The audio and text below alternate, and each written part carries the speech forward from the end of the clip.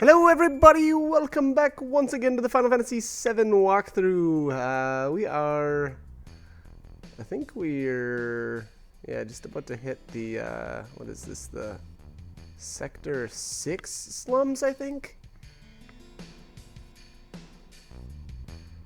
Alright, so here we have, I don't know what this character, this guy R6, whoops, little typo someone made there.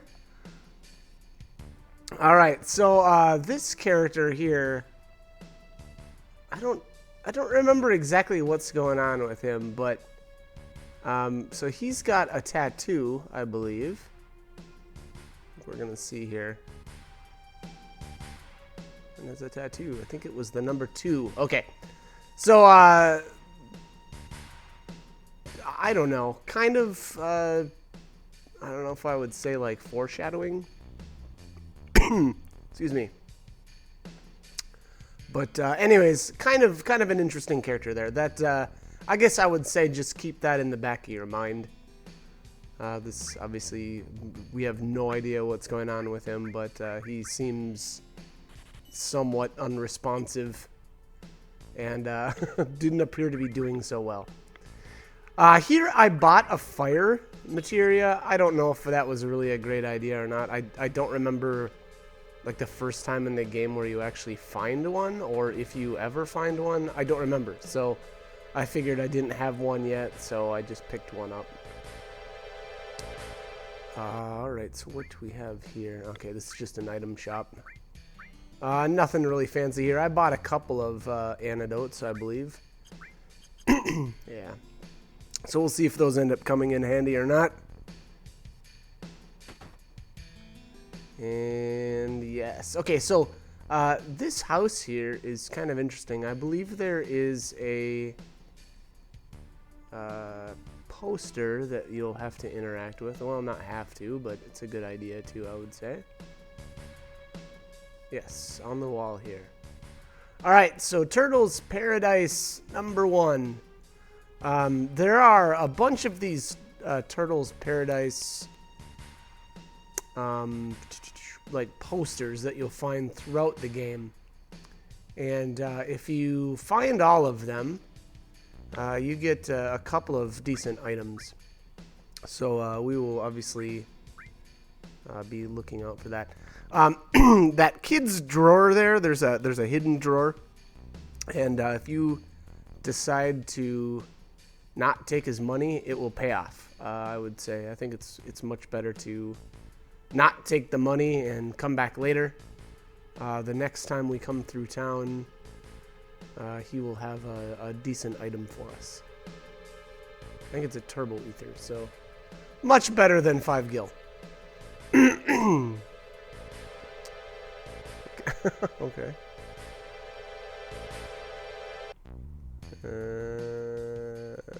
Okay. This kid's got big dreams of visiting Midgar or something like that. I thought we were in Midgar. I don't know. Alright, so this shop sells shells. Sells Titan bangles. To be honest, I don't think it's actually really worth buying those. There's another equipment store coming up quite soon that has better accessories. So I guess for the time being, this is kind of okay, but yeah, like I said, we've got another shop coming up quite soon, and that it has better items. So it's really more of a, I would say it's actually a waste of money to buy those, or buy one here. All right, so this is Eris's house, and back here we've got a cover materia as well as an ether. The cover materia is interesting. This is our first purple. I think that's color. It's purple. Maybe that's pink. I don't know. And I forget the term for those. I think they're maybe independent materials. I think that's their heading. But they're typically they don't work with other materia. Like, you know, you can't necessarily junction them with something else and use them together. Independent materia is exactly that. It's independent and doesn't really have an effect on anything else. But now in this case, so what does cover do?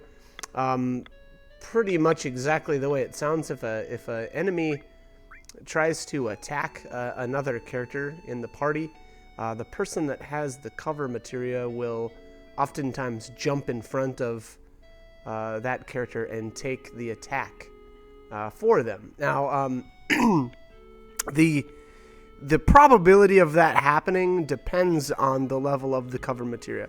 As the cover materia levels up, it's more likely that that character will, jump in front of an ally and take the hit for them. So it actually is a bit interesting. It can be good, it can be bad, but by bad I mean often like obviously in order to raise your character's limit and use more limit breaks, your character has to take damage. Well, if you've got one character that's jumping in front of your allies all the time, well, it's less likely for those other characters to build their limit gauges. So, keep that in mind. And then on top of that, you're going to have one character taking like damage, disproportionately compared to your other characters. So there can be some issues that arise from that as well. But anyways, all right. So the plan here is to spend the night and kind of try to get back to this. I think the seventh heaven, if I remember correctly. That's the goal here. I'm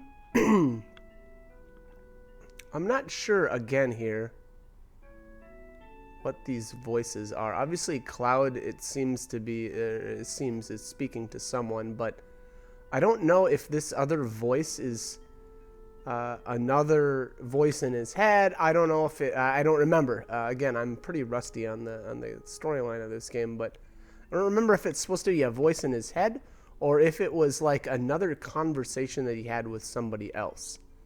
So I guess we'll see. But here apparently this is Cloud's home. You should have an older girlfriend, one that'll take care of you. I think that would be the perfect type for you. Okay. So interesting conversation there between Cloud and his mother. And here when you go to leave, you need to walk. You can't use the dash button, otherwise Aeris will bust you and you'll have to go back to bed. So I don't know about when you get downstairs. I think actually you can run once you're downstairs, but I just decided to keep walking. But all right, so let's head. Oh, I'm not going the right way. This I think is a dead end back here. There we go.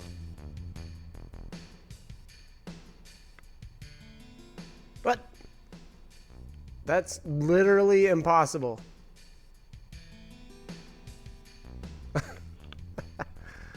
Okay. So anyways, obviously Aeris somehow beating us to this place here.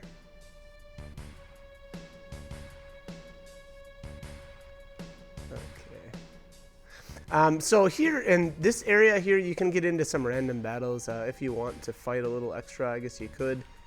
I think I almost got destroyed here, so I didn't think it was that great of an idea to keep. Oh, yep, maybe it's this one. Okay. We'll see here. I know it was the house-looking enemy. Yep, this is probably it. So I'm pretty sure I almost died here.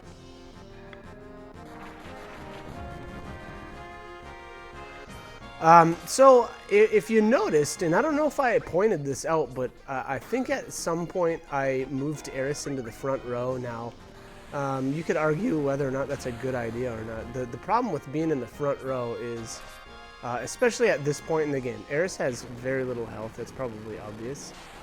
242 health. That's not very much. And so, yeah, if you see here, she's already at about half health. And that didn't take long at all. So, oof, man, that hurts. Oof, okay. Luckily, that put her, or that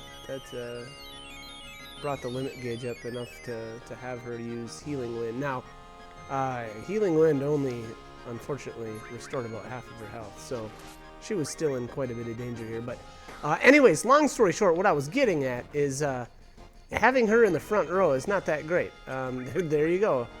And now, unfortunately, this house enemy attacked her the entire time. So that was something like 5-6 attacks in a row. So I think I just got super unlucky there, but there we go. He finally targeted Cloud. But anyway, so having her in the front row, obviously she's going to take more damage.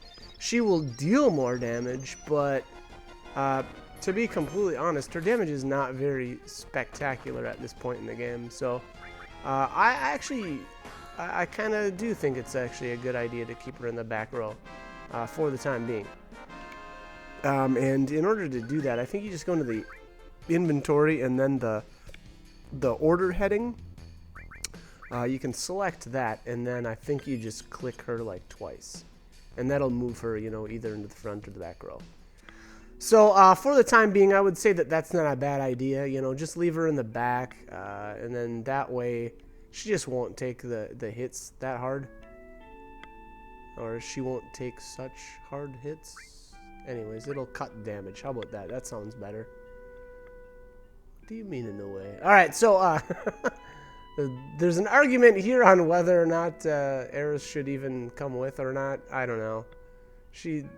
I think, to be honest, that last battle there made a really good case for her to stay home. She got kind of creamed, but obviously that's not how it's going to play out. That's not how we make our decisions in video games. And to be honest, Aeris is a really great party member. I really like her. She's got some really, really good limit breaks. Healing Wind is even a good one. You know, even that very, very first limit break that she gets. I mean, it's just a group heal. I really like that. So, anyways, I'm coming up on the end here. Cloud and Aeris take a little break. And here Aeris actually talks about her first boyfriend. And I think that's important later on. She'll probably, or if I remember correctly, she brings him up a couple of times throughout the game. And so apparently her first boyfriend was in Soldier as well, which again I feel like is pretty important.